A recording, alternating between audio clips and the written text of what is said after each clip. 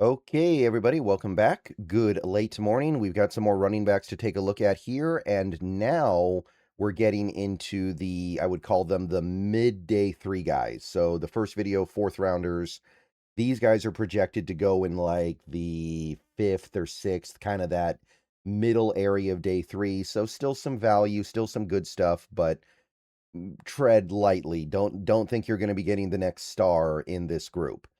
So let's just jump right into it, starting with Seth McGowan, who I think it was PFF gave us in the third round in their mock draft last week. Maybe it was like 2 weeks ago. Kentucky running back, 24 years old, another bigger guy. A lot of bigger running backs in this class, 223 pounds by current standards, pretty darn big. Um, had a nice combine, man. The 40 time was good for a guy his size. 4.49 works for a guy of his size. The 1.6 10-yard split we don't love, but the vert and the broad are insane. This guy has incredible explosive lower body strength, and that's going to get people's attention. And I could see this combine really helping his draft stock. Now, his 20-yard shuttle, yeah, but it's not surprising when you look at how he plays. So we got some fourth rounders, we got some fifth rounders here. The aggregate has him in the excuse me, in the fifth round right now, which seems about right to me. Was never uber productive in Kentucky, but understand that he's kind of a power back. So not necessarily going to put up monster numbers. Last year he had 12 touchdowns, but only 4.4 yards a carry. Did some work as a pass catcher as well. Not over the top great, but decent. And 1,500 rushing yards over the last 2 years. I mean, it's not the worst. So Seth McGowan is all about power. He's all about how big he is and how difficult he is to tackle because of his power. And he understands leverage as well. So it's not just a matter of him being big. He's also understanding how to get low and win leverage. He rips through the hole fast once it opens up. You see those explosive movement skills show up when the hole opens up. He's got explosive movement skills, like I said. His vision skills are also pretty good as well. I think he's got good vision in seeking out the hole and finding where he needs to be. So he's not just a battering ram. Doesn't bring a lot on passing downs. He's not a great receiver. He's okay, but doesn't do a lot there. And as a blocker, he does need to work on his technique. That can get better. He's not really going to be making defenders miss in space. Understand you are talking about a power back here. His cuts are pretty slow and choppy, so he's not a great cutter. His top speed is very lacking. He's not really going to break away. I know it looked pretty good at the combine, but on the field, he gets caught from behind a lot. And there are some fumble concerns as well, not great ball security. So he's another power back. It does stand out to me because of his insane lower body strength that you see with these jumps, like explosion out of the hips. But to me, I'm still not crazy about him, but I do think this is a guy that people need to pay a little bit more attention to. I could see back end of the third round. I don't think in this draft that would be unreasonable. Obviously, normally I would say a power back like this needs to be a day three pick. In this draft, I can see third round. Kaelon Black of Indiana is our next running back here. Older guy, 24 years old, small as well. Not so much compared to modern times, I guess, but only 5'9". Big boards, you can see Draft Network really likes him. Walter Football has him in the fourth. ESPN fifth. PFF sixth. Aggregate has him in the fifth, like I said. Had a 1,000-yard year last year, 10 touchdowns. And the previous year, he was, I think he was at James Madison, maybe. I think he was a JMU guy. I could be confusing him with somebody else, but he was okay there. He was actually much more of a pass catcher there, kind of odd. And I'm sorry, when I say 1 year ago, I mean 2 years ago, because 2024, he barely played. So going on 2025 and 2023, you see kind of mixed messages here. The pros with him, skilled improviser. He's got good vision. He can find where the play's going and get to where he needs to go. He stays upright through contact despite his small stature. He is capable of surviving contact and keeping his balance. He overcomes his size to effectively block in pass protection. So that's going to be a big deal here. He is somebody who understands technique and will in blocking. and he's got a good, firm, hard, fast cut to get to the hole. His cuts are really strong. The issues, though, I don't know if he'll be able to run with power in the NFL the way he does in college. Like, he's 5'9", 208. Is that going to work in the NFL? I don't know. It's hard to know sometimes, but you don't love his odds. Needs to be kept in a tight rotation. I don't think this is a guy you can put a lot of carries on. Like, look at the last 2 years when he's gotten significant action. It's 190 touches or less. So be very careful. Don't think he's going to be able to take on a big workload. He's not really much of a receiver. He's mostly just a check down guy.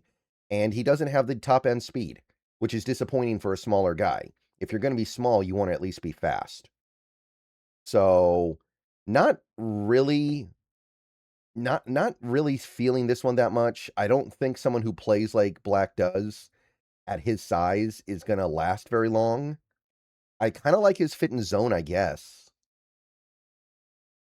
But I mean, generously speaking, late fourth, more realistically, I'd probably get on him sometime in the early fifth.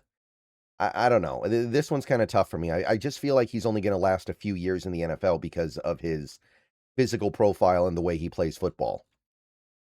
Adam Randall of Clemson is a really interesting guy in this draft. Listen up for this one. So, 22, big, 6'3", which not necessarily good for a running back, but he is big in general. Long arms, 232 pounds. Ran a decent 40 for a guy that size, man. 4.5. That'll get it done. 1.6 10-yard split. We don't love that, but he's got a good vert. He's got a good broad, so he's got some good explosion in the hips. Bench press, killed it. I mean, kind of as expected. 20-yard shuttle was bad, but not surprising when you look at how big this guy is. It's not a mystery here. And a lot of the big boards don't even have him. The only big board, the major big board that I use that has him draftable is ESPN, and they actually have him in the late fourth. The aggregate has him in the sixth. So the issue with Adam Randall is he's brand new to the running back position. He was playing receiver for 3 years before he moved to running back last year, and it was great. 800 yards, 10 touchdowns, 4.8 yards per carry, while also doing good work as a receiving back, 36 catches. So very unique here, but we don't have a lot of data. And a big reason why that is because he can't stay healthy. So size and speed is fascinating. That's got to get your attention at least a little bit. Only the fact that he's only been a running back for 1 year tells you that he's probably going to learn stuff quickly and get better very fast. His vision will improve. His instincts will improve as you give him time. He's strong at cutting through the hole and going. He's a one cut and go guy. And when he takes off, he's a problem. He's a very dangerous pass catcher. He's willing to play through contact as well. He's somebody who's willing to push through the pile in between the tackles. And I also think he'll be good on special teams as well. I think he can do returning stuff.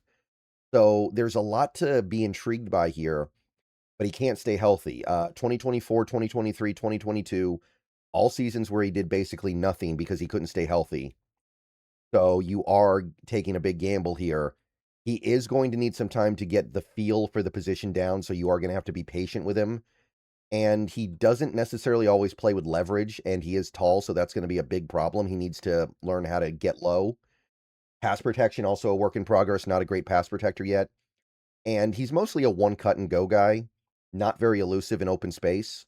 And that can work, but you have to get him in the right situations. So he's mostly a straight line runner. He's very talented, man. He's very talented. I like him. I'm intrigued by him. He's fun, but man, are you taking a gamble here? It would not shock me if Adam Randall just never stays healthy. But in this class, I take him in the fourth. I don't see why I wouldn't take him in the fourth round. The upside's there. At the very least, you're going to have fun with a dude this big, combined with pretty good speed. 4.5 at that size. I mean, it's not Mike Washington level, but you combine that with his receiver background, you've got something pretty fun.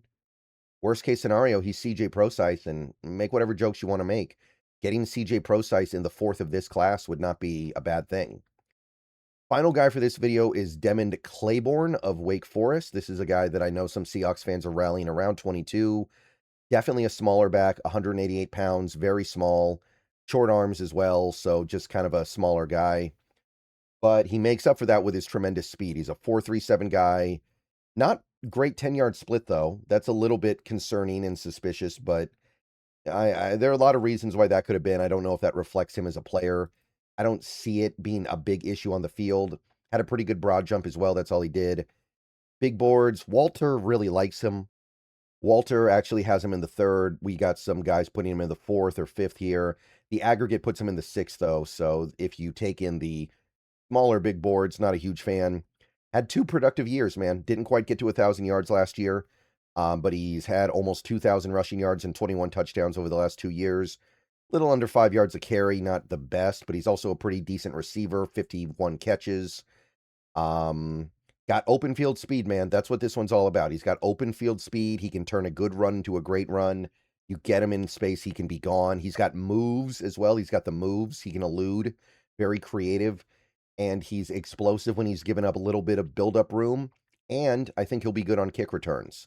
Now, everything I just said, I mean, I don't know if you guys are thinking it, but I'm thinking it too. This kind of sounds like a little bit of a Ken Walker type of running back. A cheaper, younger, admittedly not as good, but kind of similar to K9. There's at least a little bit of something here, right? Now, he's very small, and you're going to have to live with that. Sometimes he gets a little too creative, which, hey, Ken Walker, right? Dances a little too much, tries to create when he should just take the yards that are in front of him. Does fumble a little bit. Needs to be better on third down as well. I know he's got good receiving stats, but I think he needs to become a little bit more of an all-around back there, and he also needs to improve what he gets out of his catches. Like last year, he averaged 5 yards a catch. And the 10-yard split, I would say that's at least a little concerning, but not overly. So yeah, diet Ken Walker, maybe just what we need to kind of balance out a backfield. If we're not going to have Walker for 2026, then you're going to have to find a back like this, and then you're probably going to have to find another good, more power back or a little bit more of a steady back. And then you're going to have to hope Charbonnet comes back with a vengeance at the end of the year, and then you're probably going to need George Holani to come together. It's going to have to be a collaborative effort, and guys like Demon Claiborne could be part of the solution here. There is some work to be done on him, which obviously isn't ideal when you need him immediately, but the speed and agility do make me think of Ken Walker. So I do late fourth. And part of it is driven by need for a player like this, but the speed, I think, is legitimate. I think the speed and elusiveness makes him a legitimate fourth round guy here. All right, so that's it for the mid day 3 guys. We're going to do one more running back video later today, probably later today anyway, where we talk a little bit about the late day 3 guys. And I know we're kind of getting down to the nub here, but in this draft with the team in the situation they're in, it matters. So definitely tune in. See you guys soon. Go Hawks. More stuff coming soon. And everybody have a good rest of your day.